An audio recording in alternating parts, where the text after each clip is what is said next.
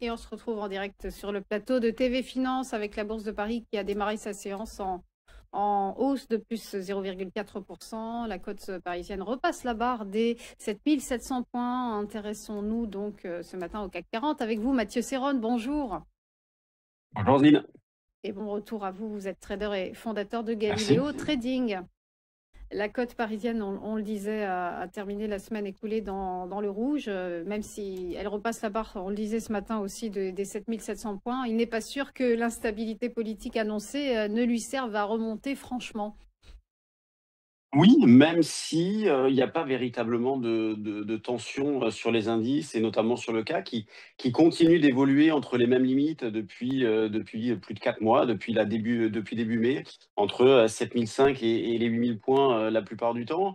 Et je dis pas de tension, bah, il suffit de regarder la volatilité sur les options pour s'en convaincre. On est autour de 16 de volatilité implicite sur l'échéance à venir. C'est à peu près pareil sur l'échéance hebdomadaire. Vous voyez, on pourrait très bien avoir dans ce genre de situation-là un décalage de volatilité entre l'échéance courte et l'échéance un petit peu plus lointaine. L'échéance courte, par exemple, une hebdomadaire ce vendredi-là, et une un peu plus lointaine, la mensuelle du mois de septembre. Et on a des volatilités qui sont extrêmement proches.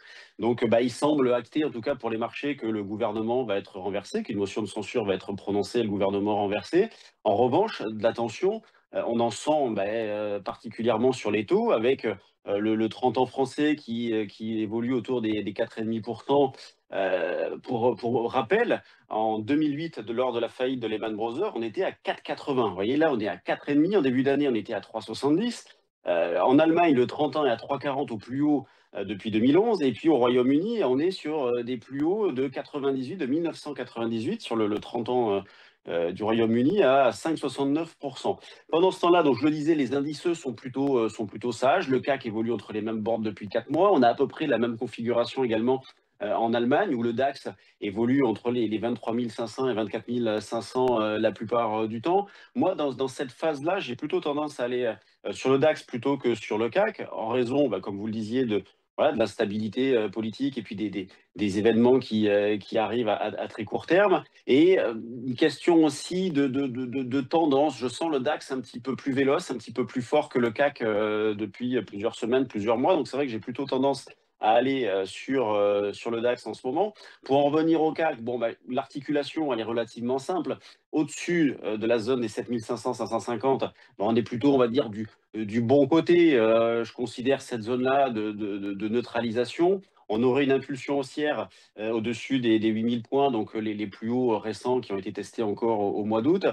Mais quid du potentiel, dans la mesure où juste au-dessus de la tête, on aurait les plus hauts historiques autour des 8250, 8300. Donc là, je vous parle du contrat futur. Et si jamais on avait une rupture de la zone des 7500 points, là, on aurait un potentiel de baisse d'environ 250 points. Donc moi, dans le scénario de base, j'ai plutôt tendance à payer les replis. Vous voyez, par exemple, sur le CAC, si on revient dans la zone des 7500, 7550, je vais avoir tendance à payer les replis. Sur rebond, vendre aussi, justement, pour exploiter cette zone neutre. Donc, je suis prêt à vendre, par exemple, vers les 7850 pour commencer, jusqu'à la zone des 8000 points, avec une infirmation donc au-dessus des 8000 points. En catalyseur, cette semaine, il va y avoir des choses importantes. Donc déjà, cet après-midi, donc le vote à 15 heures avec un résultat attendu vers 19 heures.